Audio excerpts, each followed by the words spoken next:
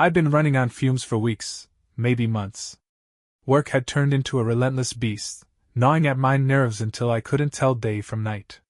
The office lights buzzed in my skull even after I'd clocked out, and the city's endless hum followed me home like a shadow I couldn't shake. I needed a break, something to pull me out of the grind. That's when I stumbled across the ad. It was late, the kind of hour where the world feels too quiet, and I was scrolling through some obscure corner of the internet. The ad popped up in a sleek little box. Companionship for the weary. Discreet. Temporary. Just what you need. No phone number, just a website link. I hesitated, my finger hovering over the screen. I wasn't the type to order company, never had been, but exhaustion makes you reckless. I clicked. The site was simple, almost too simple. A form asked for basic details, name, address, how long I wanted this service for. No pictures, no descriptions, just the promise that they'd send someone, perfectly suited, to me. I smirked at that, vague enough to dodge any legal trouble, I figured. I typed in, one evening, paid the fee through some encrypted nonsense, and hit submit. The confirmation email arrived instantly. Expect your companion tomorrow, 6 p.m. No name, no cancellation option. Just the clock ticking down. I spent the next day second-guessing myself. What was I even doing? I pictured some bright-eyed young woman showing up, all giggles and charm, the kind of person I'd have no idea how to talk to. I wasn't looking for romance, just someone to sit with, maybe chat, take the edge off the silence. By 5:55, I'd tidied the apartment, poured a glass of water, and sat on the couch, staring at the door. The clock hit 6. The doorbell rang. I stood, smoothed my shirt, and opened the door. My breath caught. There, standing in the hallway with a small suitcase and a familiar tilt to her head, was my mother.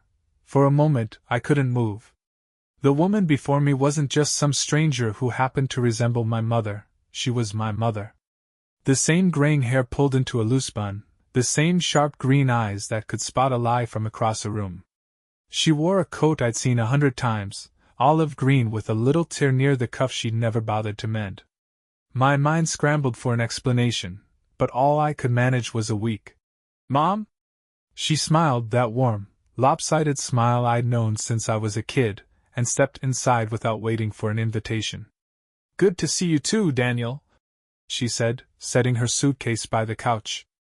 Her voice carried that same gentle authority, like she was here to check my homework instead of whatever this was. I closed the door, my hand lingering on the knob as if I could rewind the last minute. "Mom, what are you doing here?" I asked, my voice cracking slightly. I hadn't seen her in months, not since Christmas, when she'd fussed over my eating habits and sent me home with leftovers. She lived 2 hours away, in a quiet little house with a garden she tended like it was her second child. She didn't just drop by, especially not at 6 on a Thursday. She turned, unbuttoning her coat with deliberate care. "Well, I got a call yesterday.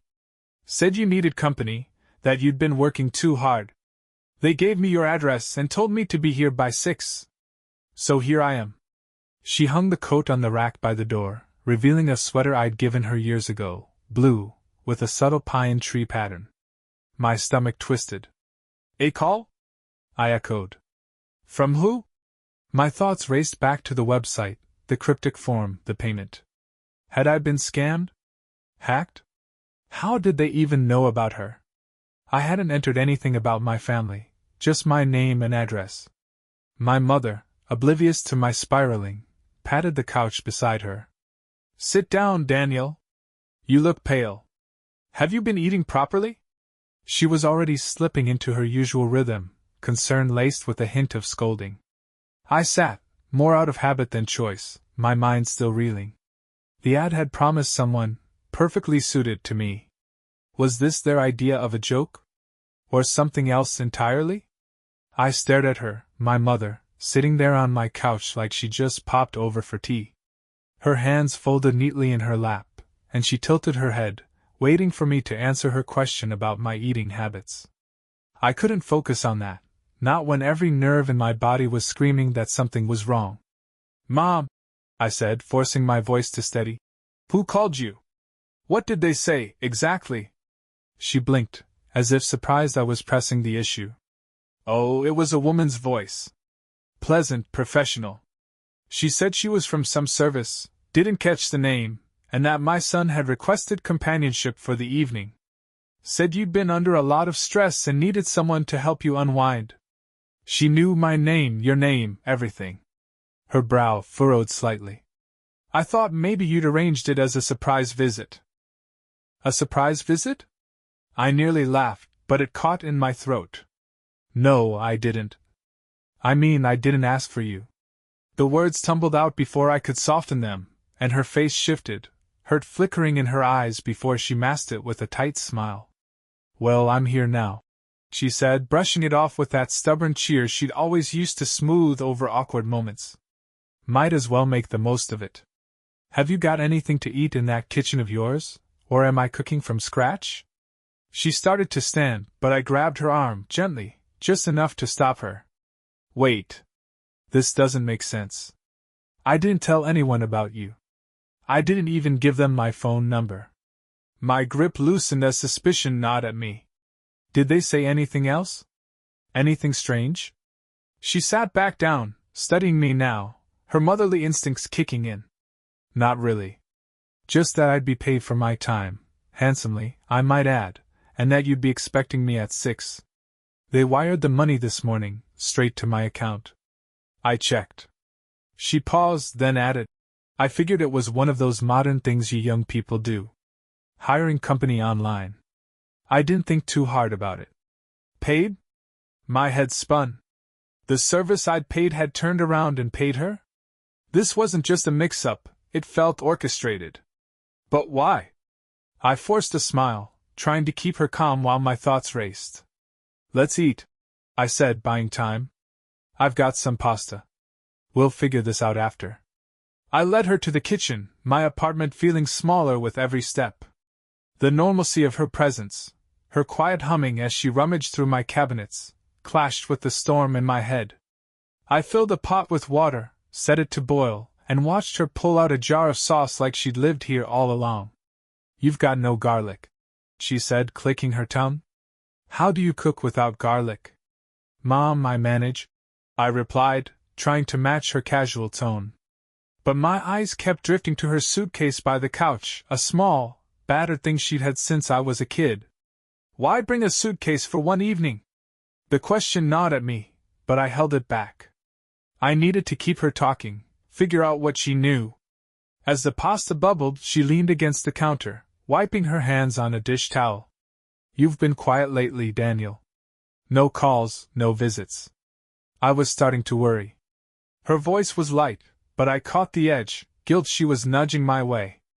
I hadn't meant to drift from her. Life had just swallowed me whole. I've been busy, I said, stirring the pot harder than necessary. Work's been a lot. I glanced at her. Did they mention that? The people who called you? She nodded, tapping a spoon against her palm. The woman said you'd been overworking yourself?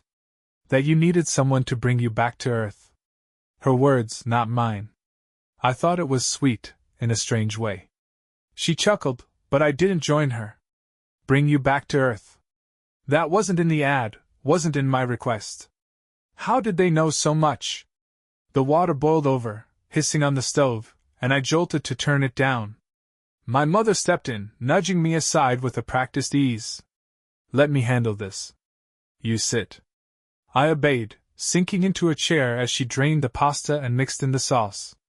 The smell filled the room, warm and familiar, but it couldn't settle the unease coiling in my gut.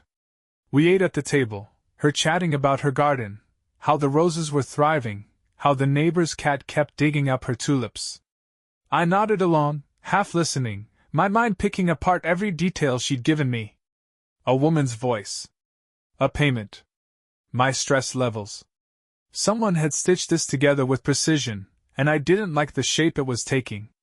Dinner passed in a blur of small talk, my mother's voice a steady hum against the chaos in my head. She cleared the plates with that effortless efficiency I'd always admired, stacking them in the sink while I sat there, fork still in hand, staring at the table. The pasta had tasted fine, better than fine, with her touch, but it sat heavy in my stomach, weighed down by questions I couldn't voice yet. "You're awfully quiet," she said, glancing over her shoulder as she ran water over the dishes. "Everything all right?" Her tone was gentle, probing, the way it got when she knew I was hiding something. I'd never been good at lying to her, not as a kid sneaking cookies, not now. "Yeah, just surprised you're here," I said, forcing a smile. It wasn't a lie, but it wasn't the whole truth either. She dried her hands and came back to the table, sitting across from me, her eyes narrowing slightly. "Daniel, if this is some kind of prank, you can tell me. I won't be mad." Her words hung there, and for a second, I wished it was a prank, something I could laugh off and explain away. But the truth was messier, and I wasn't ready to unravel it for her. "No prank," I said, leaning back in my chair. "I just didn't expect this." I gestured vaguely between us, hoping she'd drop it. She didn't. "Well, someone went to a lot of trouble to get me here," she said, folding her arms. "And I'm not leaving until I know you're okay. That's what they paid me for, after all." Her stubborn streak was showing now, the one that had kept me in line through my teenage years. I almost smiled, almost. "Paid you how much?" I asked, seizing the chance to dig deeper. She hesitated, then shrugged. "Enough to cover a month's bills. More than I'd expect for a few hours of sitting around."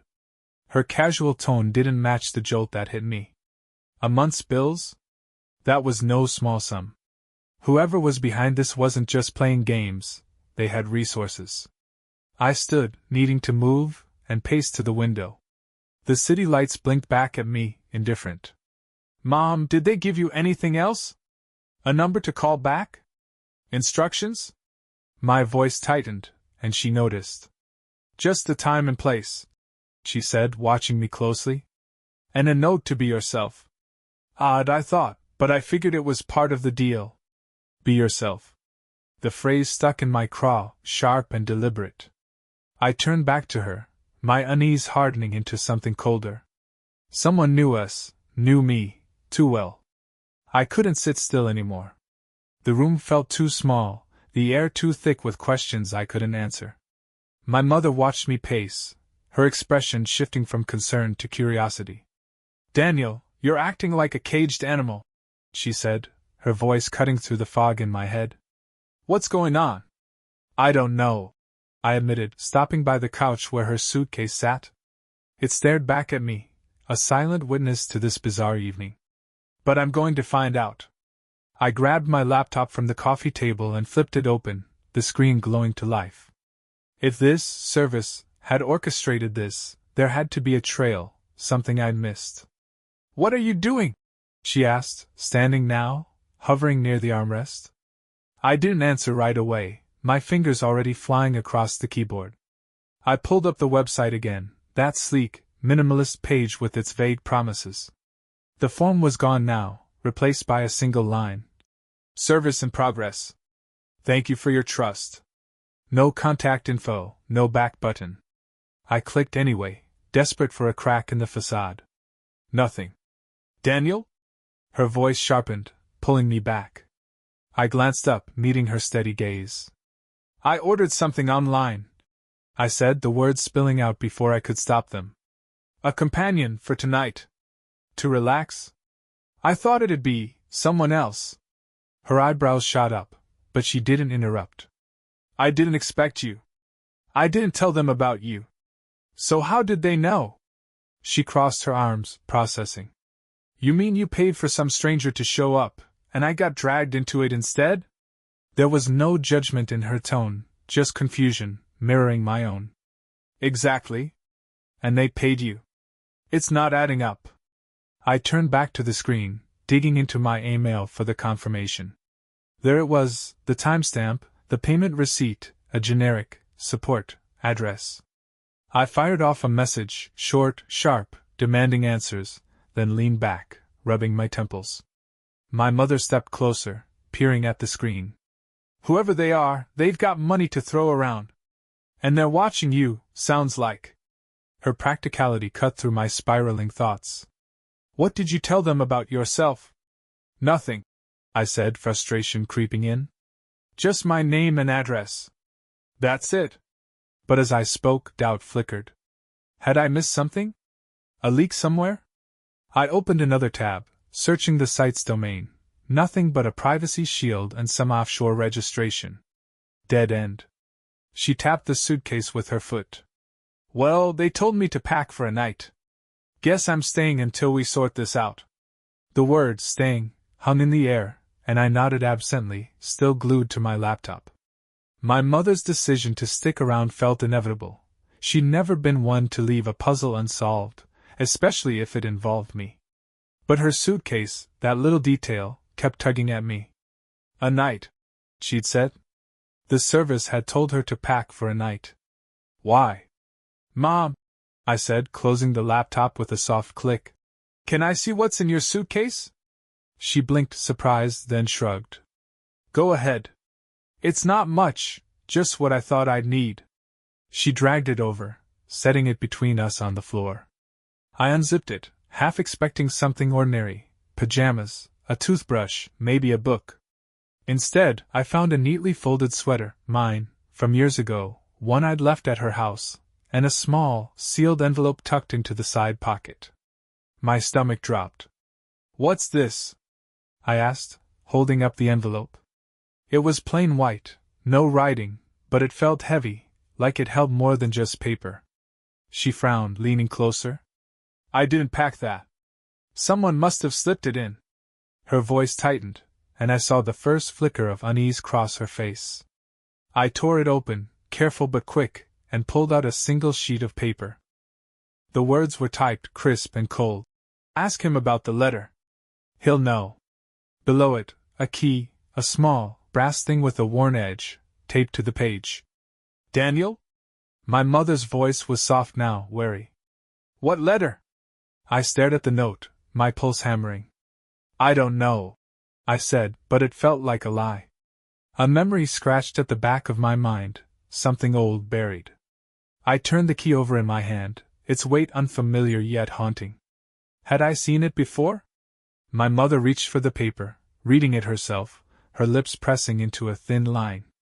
Someone's playing games, she said, her tone hardening. And they've got us both in it. She handed the note back, her eyes locking onto mine. Think, Daniel. A letter. Something from your past. What could it be? I stood, pacing again, the key biting into my palm.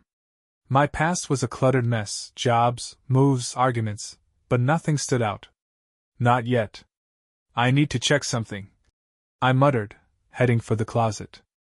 There, on the top shelf, was a box I hadn't touched in years, old papers, photos, junk from before I'd moved here. If there was a letter, it might be there. As I hauled it down, dust swirling in the air, my mother watched, silent but alert. The game, whatever it was, had just turned personal. The box hit the floor with a dull thud, sending a puff of dust into the dim light of my apartment. My mother hovered nearby, arms crossed, her silence louder than any question she could have asked. I knelt beside it, peeling back the flaps, the cardboard stiff from years of neglect. Inside was a jumble of my old life, faded photos, pay stubs, a cracked phone I'd never bothered to fix. I didn't know what I was looking for, but that key burned in my pocket, urging me on. Careful, my mother said as I tossed aside a stack of birthday cards, hers mostly, with her looping handwriting. You're making a mess. Her voice was steady, but I caught the tension beneath it. She was as rattled as I was, just better at hiding it. I dug deeper, past a lease agreement and a college notebook, until my fingers brushed something hard, a small, locked metal box I hadn't seen in years. My breath hitched. It was barely bigger than a paperback, rusted at the edges, with a tiny keyhole that matched the brass key's size. I pulled it out, holding it up to the light. What's that? She asked, stepping closer. I didn't answer right away, turning it over in my hands. The memory was there, faint but sharpening, a gift from my father, given just before he'd left us when I was 10. He told me to keep it safe, said it was important. I'd locked it and forgotten it, The key lost in the chaos of growing up. Or so I'd thought. I slipped the key from my pocket, fitting it into the lock. It turned with a faint click, and the lid popped open. Inside was a single letter, yellowed with age, addressed to me in my father's jagged scrawl. My mother gasped, soft but sharp, and I looked up to see her face pale. "Daniel, that's—" She trailed off, her hand pressing to her mouth. I unfolded the letter, my hands trembling. The date at the top was from 15 years ago, a year after he'd disappeared. The words were brief, stark. "If you're reading this, I'm sorry. They'll come for you too. Trust no one. Burn this." Below it, a list, names, dates, places I didn't recognize. "Who's they?" I whispered, more to myself than her. She sank onto the couch, staring at the paper like it was a ghost. "Your father," she said finally, her voice brittle. "He was mixed up in something bad. He never told me what. Said it was safer that way." Her eyes met mine, wide and searching. "How did they know about this?" The question echoed my own. Someone had sent her here, with that key, to force this moment. But why now? The letter trembled in my hands, my father's words searing into me like a brand. My mother sat frozen on the couch, her eyes locked on the paper, her breathing shallow. The apartment felt like it was shrinking, the walls pressing in as the weight of 15 years crashed down. "They'll come for you too." Who? And why had this service, some faceless entity, dragged us into this now? I set the letter down, the metal box still open beside it, and forced myself to think. "Mom," I said, my voice low. "What did Dad do? You said he was mixed up in something. What was it?" She didn't answer right away, her gaze distant, like she was seeing him again, tall, quiet, always slipping away when I asked too much. "I don't know the details," she said finally, her hands twisting together. "He worked odd jobs after the factory closed, consulting, he called it. Came home late, sometimes not at all. Then one day he just left. Said he had to protect us." She swallowed hard. "I thought it was an excuse. Maybe it wasn't." I grabbed the letter again, scanning the list beneath his warning. Names: John Carver, Elena Ruiz, dates from the early 2000s, places like Warehouse 17 and Mile Marker 89. None of it meant anything to me, but it wasn't random. My father had hidden this for a reason, and someone had known exactly where to look. "The service," I said, piecing it aloud. "They didn't just pick you by chance. They knew about this letter, this box. They sent you with the key to make me open it." My mother nodded slowly, her jaw tightening. "But how?" she asked. "I didn't even know it existed until tonight." Her words hit me like a punch. She was right. Unless someone had watched me pack it away years ago, or tracked it since, this was impossible. My skin prickled. Had they been watching all along? I stood, grabbing my phone. "I'm calling the bank. That payment they send you, there's got to be a trace." She didn't stop me as I dialed, pacing again, the line ringing too long before a bored voice picked up. I explained, gave her account details she rattled off, and waited as the rep clicked through records. "Ma'am, that transfer came from an offshore account," he said, monotone. "No name, just a routing number. Looks like a one-time shell. Can't trace it further." I thanked him and hung up, frustration boiling over. "Dead end," I muttered, tossing the phone onto the couch. My mother picked up the letter, her fingers brushing the ink. "Daniel," she said, her voice steady now. "Whatever this is, it's not over. They wanted you to see this. What's next?" Before I could answer, the doorbell rang. The doorbell's chime cut through the silence like a blade, freezing us both. My mother's eyes flicked to mine, wide with the same dread coiling in my chest. It was past 9 now, too late for neighbors, too precise to be random. I set the letter down, the list of names and places staring up at me, and moved toward the door, my pulse thudding in my ears. "Stay there," I told her, though she was already rising, stubborn as ever. I peered through the peephole. A man stood in the hallway, middle-aged, unremarkable, gray coat, thinning hair, hands in his pockets. He didn't look dangerous, but something about his stillness set my nerves on edge. I opened the door a crack, keeping the chain on. "Can I help you?" My voice sounded steadier than I felt. "Daniel?" he said, his tone calm, almost familiar. "I'm here about your request." He paused, glancing past me into the apartment. "May I come in?" My mother stepped closer, her shadow falling across the floor, and his gaze shifted to her. A faint smile tugged at his lips. "My request?" I echoed, gripping the door. "Who are you?" He didn't answer right away, pulling a card from his coat, a plain white thing with a single word XAI. My stomach lurched. The website, the service, it hadn't named a company, but this felt deliberate. "I'm Thomas," he said, slipping the card through the gap. "I represent the people who sent your mother. We owe you an explanation." His eyes flicked to her again, and she crossed her arms, staring him down like he'd tracked mud into her house.